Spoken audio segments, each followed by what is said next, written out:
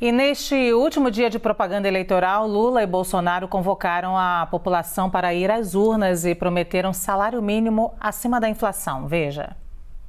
O programa de Lula exibiu vídeos de apoiadores, entre eles Simone Tebet, Fernando Henrique Cardoso e do ator Lázaro Ramos. A propaganda eleitoral destacou a biografia de Lula, descrito como um menino pobre que engraxava sapatos, sem diploma e que foi eleito como o presidente que mais fez universidades da história. Caso eleito, o petista prometeu combater a fome e o desemprego, salário mínimo acima da inflação, além de afirmar que a gestão dele fará com que a criança chegue e vá da creche à universidade. Que esta é a eleição da vitória, do amor sobre o ódio, da verdade sobre a mentira e da esperança sobre o medo. A propaganda de Bolsonaro também fez uma breve descrição do candidato, destacou o presidente como aquele que pode falar palavrão, mas que não pode ser chamado de ladrão.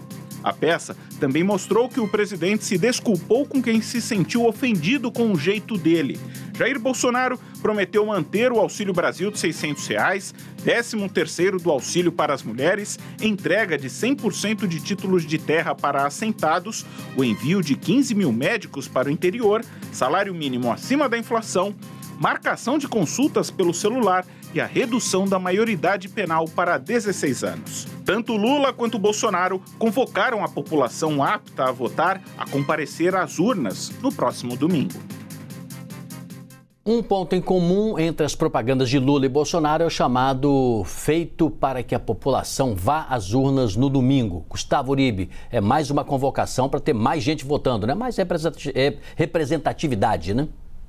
É o bicho-papão da abstenção, Sidney Rezende. Nós tivemos no primeiro turno o maior nível de abstenção desde o primeiro turno de 1998. E isso prejudica e causa medo nas duas campanhas. De um lado, o eleitorado não ter condições de ir votar. É por isso que muitos municípios brasileiros estão disponibilizando o transporte gratuito. Do lado de Jair Bolsonaro, 2 feriados. O dia do servidor público, que seria hoje ponto facultativo, e o dia de finados, ou seja, a possibilidade de eleitores de mais alta renda viajarem e não comparecerem às urnas. Então as duas campanhas estão bastante preocupadas com isso e começaram essa campanha para evitar a abstenção. É interessante a gente observar nas duas campanhas que eles tentam, de uma certa forma, reforçar estereótipos e críticas à campanha oposta. De um lado, Luiz Inácio Lula da Silva focado na diferença do ódio pelo amor ou falando do discurso da pacificação. A Genial Quest fez uma pesquisa que apontou que o principal ponto de rejeição a Jair Bolsonaro é a postura agressiva, por isso que Lula trabalha nessa seara. Já em relação a Lula, o principal ponto negativo é a possibilidade, segundo os eleitores, de volta da corrupção. É por isso que Jair Bolsonaro e a campanha dele falam de que ele pode falar palavrão, mas não pode ser chamado de ladrão.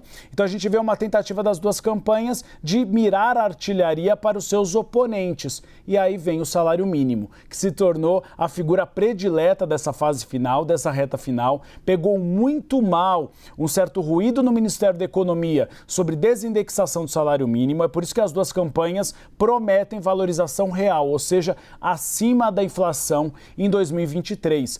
Tanto é que Paulo Guedes, que estava mais escondido no primeiro turno, às sombras, agora veio aos holofotes, numa tentativa de diminuir essa repercussão negativa da campanha do atual presidente. Teve até ping-pong, né, Leandro Rezende? Paulo Guedes, assim, a população pergunta, Paulo Guedes responde. Quem diria que a gente ia ver isso há um tempo atrás, né? Pois é, fica clara a preocupação que o tema do salário mínimo gerou na campanha do presidente Jair Bolsonaro, né? O Paulo Guedes, que não tinha aparecido muito na campanha no primeiro turno, foi instado a participar desse vídeo para tentar desfazer ali o mal-entendido e o que a campanha do presidente chama de uma narrativa do PT, mas que colou, né, nessa reta final, né? O tema do salário mínimo se tornou, de fato, um dos que a gente certamente vai ver no debate de hoje, né? a discussão sobre como fazer para valorizar o salário mínimo. Se trata de algo que, enfim, interfere na vida de milhões de brasileiros, né? A se destacar, Luciana, nessa última rodada, né, de análise nossa sobre as propagandas, essa questão da abstenção mesmo. De fato, os dois fizeram esses apelos, né, para evitar a abstenção, embora os dados do primeiro turno eles não mostrem para a gente que ou Lula ou Bolsonaro foram prejudicados pela abstenção. Só para a gente ter uma ideia, né, o levantamento que eu fiz aqui com o Pedro Guimarães, nosso produtor aqui do Rio de Janeiro, aqui da CNN, nas cidades em que o Bolsonaro venceu no primeiro turno, 16,4 milhões de eleitores não foram votar. Nas que o Lula venceu, 15,9 milhões de eleitores não foram votar. Ou seja, é um número muito próximo, se tornou um tema desse segundo turno, de fato, mas não tem nada até aqui. A gente pode mudar esse debate, óbvio, a partir dos dados do segundo turno, mas no primeiro turno não tem nenhum dado que demonstre que a abstenção prejudicou este ou aquele candidato. Muito bem, obrigado aos analistas.